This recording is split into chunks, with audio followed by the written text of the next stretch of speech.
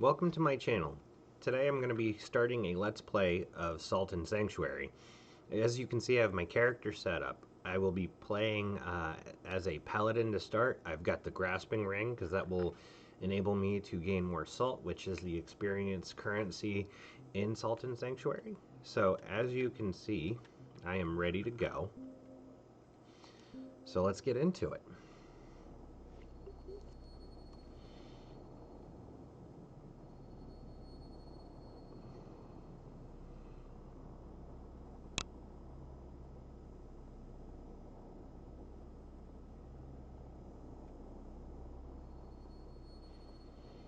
So you get a little bit of exposition as to what you're doing to start the game. We are transporting a princess across the sea on an envoy to marry her to some enemies and make peace. This tutorial level is basically here to give you some semblance of exploration and combat. The first NPC you will meet is here. He's injured and will die shortly, so it's just best to kind of ignore him. That's the princess above us. We're never actually going to talk to her. We're just going to roll through all these enemies and make our way out onto deck, where we will meet the first boss of Sodden Sanctuary.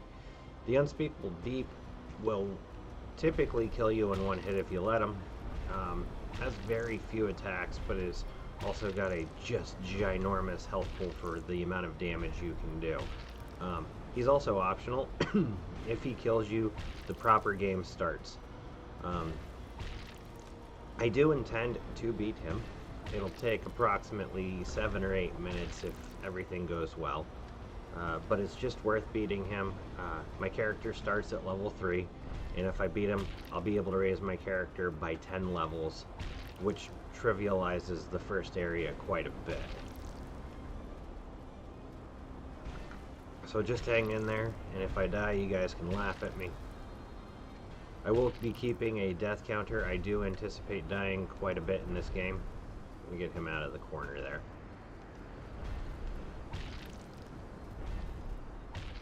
there. You will find this game is fairly dark and brooding. I do like the art direction quite a bit. It's got this nice sense of just ever-present dread to it. I think Lovecraft would have been proud, maybe.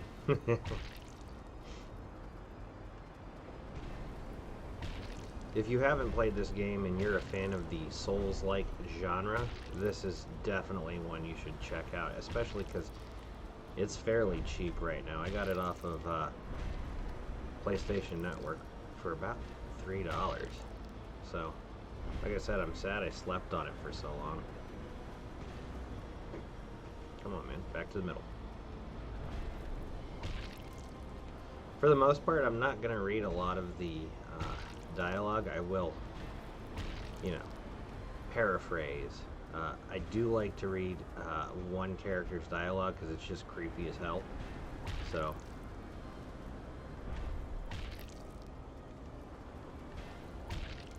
this will be the longest boss fight you'll watch, I think. At least it feels like it. Maybe it's because the other boss fights are much more engaging and difficult.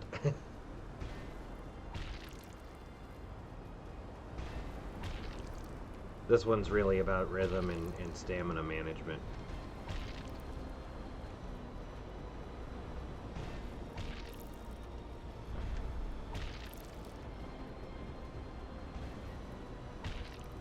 Why all the way over here, man? I wasn't even that far.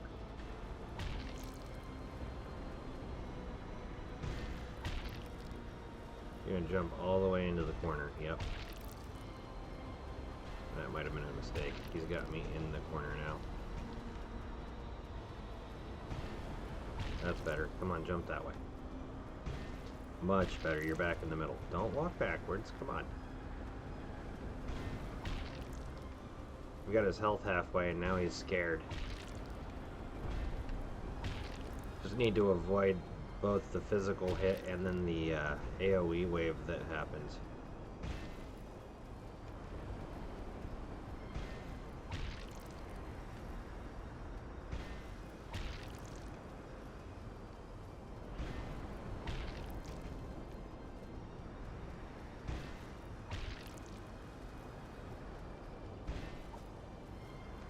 that didn't register that I swung. Oh, that was close. I almost was late on that dodge roll. I get him out of the corner again.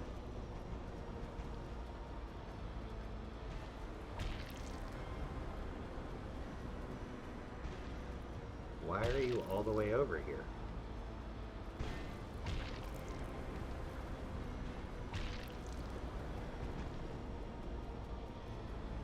Oh, that was close. He jumped way further than I expected.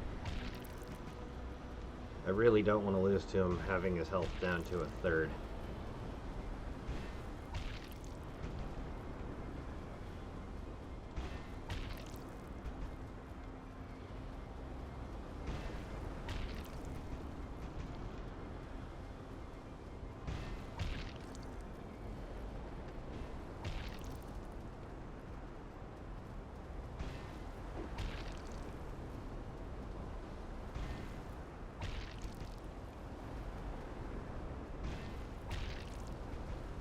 Come on, bud.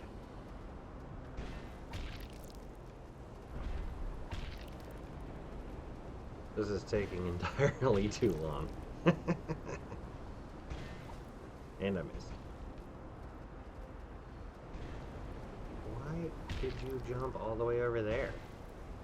What are you doing?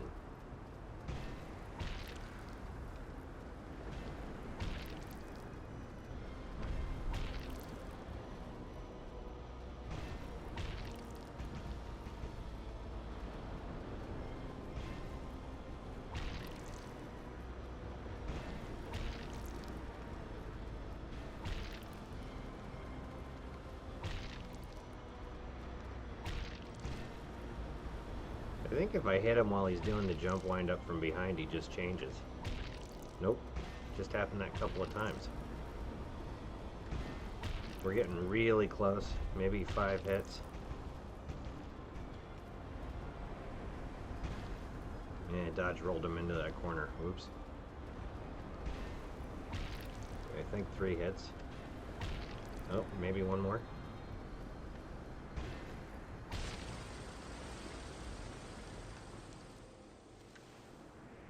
I just barely missed all the gold there. That sucks, because that could have set me up for a long time. Anyways, so I'm going to get the experience points.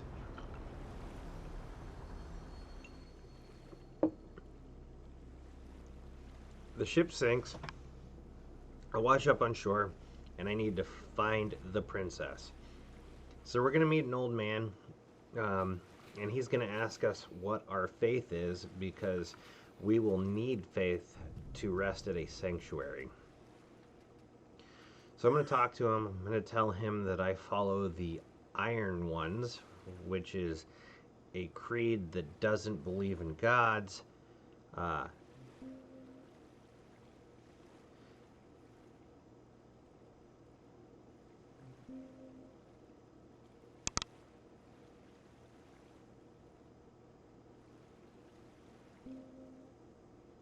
So I am now an Iron One. And he's going to let me accept this metal icon. Then he's going to talk about surviving a shipwreck, how he sees shipwrecks all the time. Some people drown, some people make it.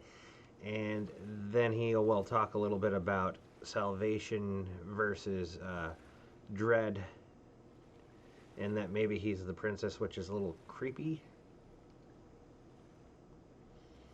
Alright, so I think once you get to Sanctuary is simple, but Salvation is not. You're done speaking to him. I'm going to go ahead and go back into my menu. I'm going to equip Light Vessels, which are a throwable item that injures people with Holy, or enemies with Holy. Kill these 2 walking undead, and then we're going to grab the Sanctuary key out of this chest, which will open this door for me. Alright, so this will be my first sanctuary. I'm going to go in and I'm going to put the Iron One's relic on this pedestal, and it will light the sanctuary up. And now, I have the ability to use this sanctuary to heal, level up, and I can make offerings, which as you will find idols that will bring NPCs into the sanctuary that will sell you things, whether they be magical or upgrades to your weapons or one-shot items. So I'm going to start off in the level tree. So you level up with your salt, and then you can assign points based on the skill tree, and you're going to see me go right up through the top of the skill tree. As far as I can go, I'm going to be going the sword path. That'll make my weapon fairly strong. And just a quick basis, you'll see different icons.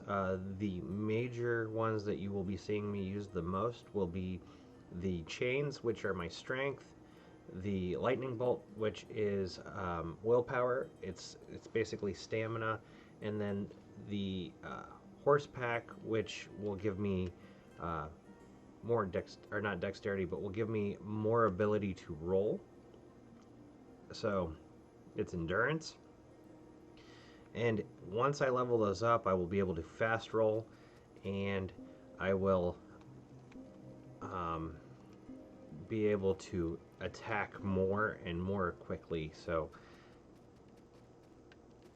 we're going to head up to the left here. You'll see me break a lot of barrels because there will be money falling out of some of them. Enemies will also drop money as well as salt. And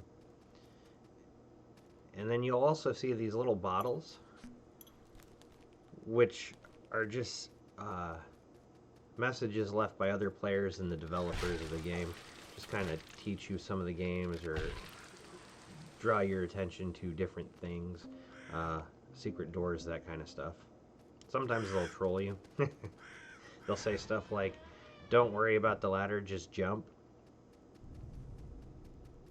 If I hadn't gotten those 13 levels from beating the deep one, I would not be able to kill these guys in one hit like I am. It would take 2 for the regular walkers, and then the guys that have weapons would take more. So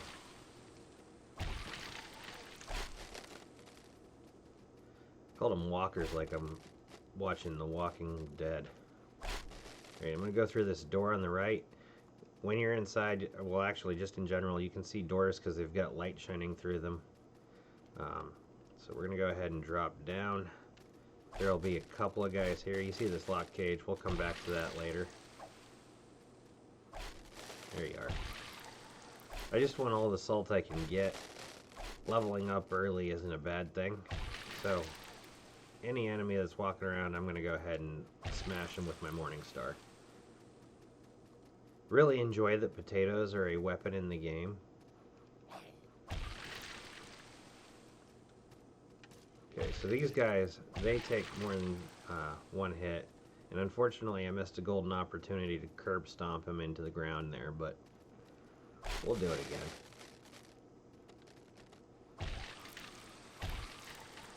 And as you can see, when an enemy dies, if they leave an item, it's a kind of shiny red orb. For some reason, you collect a lot of ears in this game. So like you beat an enemy and you take their ear. Oh, that dog got me. Actually really enjoy the animation of that attack. I think it's just fantastic that the dog grabs you by the throat and like flails you around on the ground a little bit. Okay. Well, not as much gold as I wanted. Ah, the damn bats. These are probably one of the more annoying enemies in the game. The skull bats, their bites poison you slightly.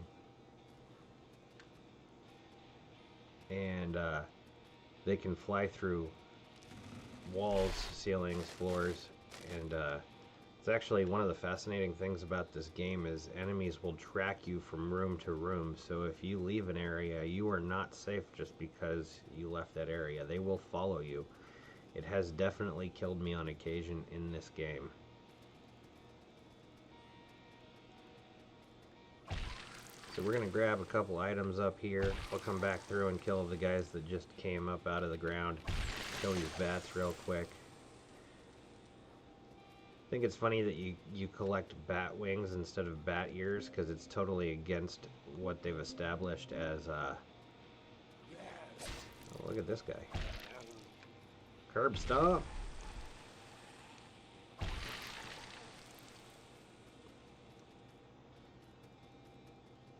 All right. So, gonna come back down here. We're gonna clear some more walking undead out, and then we're very close to the first real boss in the game already. So, I'm gonna go ahead and do that shortly.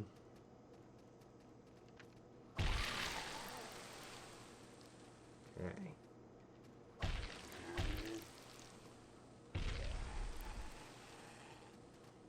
All right. So before we go up, which is where the boss is, there's a couple of last minute things we're going to do. I'm going to kill this guy right here. Almost forgot about him. Okay. There was an item up on a ledge in the area where the dog was. We're going to grab that right now. It's the journey bottle, which is my item for leaving notes around as well. I'm going to pull this lever, which will open up a shortcut that I probably won't use much. Alright, turn around. Thank you. And then I'm going to go in here. This is a mini shrine. It's a save point. You can't level here, but it will reset your health and it will replenish all of your health items and spells if you use them. So I got myself a stone blacksmith. That'll come in handy later down the line. So anytime you see these ornate candelabras that have kind of a monster face to them, you are getting close to a boss. Like their arena is right there. So here's the first boss. This is the Sodden Knight. And he's fairly, I mean, he can be difficult if you wow, I'm playing poorly. So I'm going to throw these light vessels at him. They're going to do a good amount of damage to him. Alright, he has a bunch of different sword attacks and then that one electric attack. So as long as you kind of roll through them, you can get some good hits on him. Oops. I'm going to have to heal up. This is me playing poorly.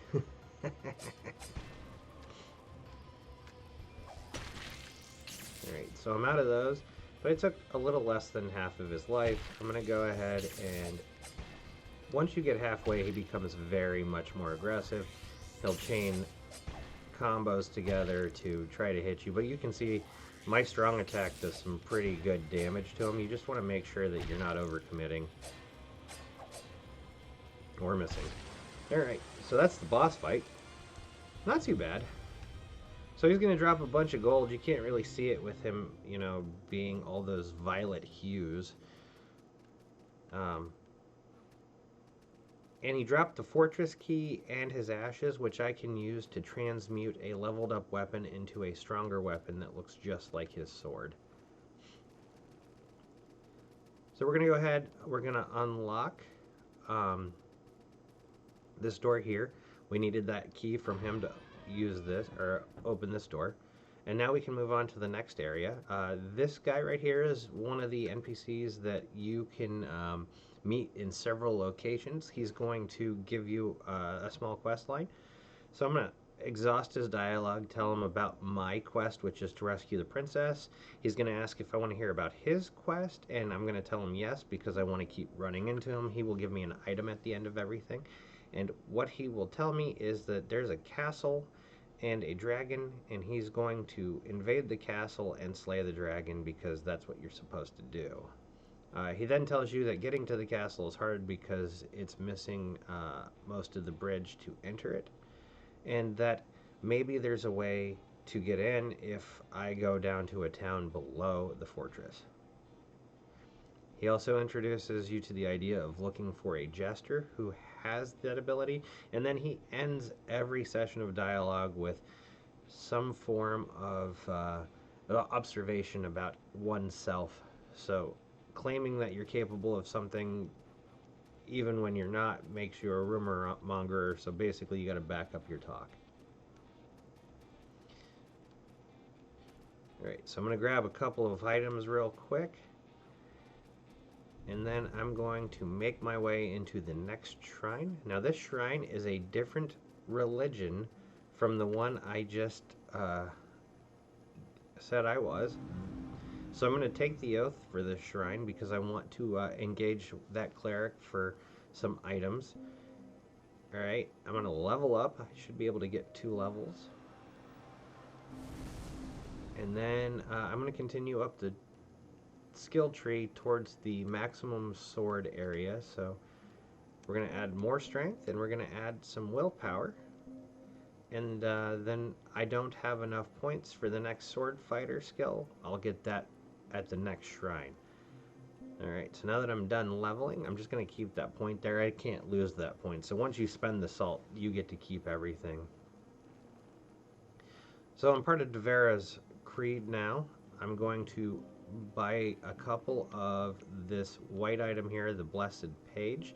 It allows me to apply a limited time holy effect to my weapon. So I can buy 2 of them. I will probably buy a 3rd one when I am done with the next section. So anyways, that's going to be it for episode 1 of this playthrough. No deaths so far. I got lucky. So hopefully you enjoyed. Thanks for watching. If you liked what you see, tune in for the next one. Have a good one.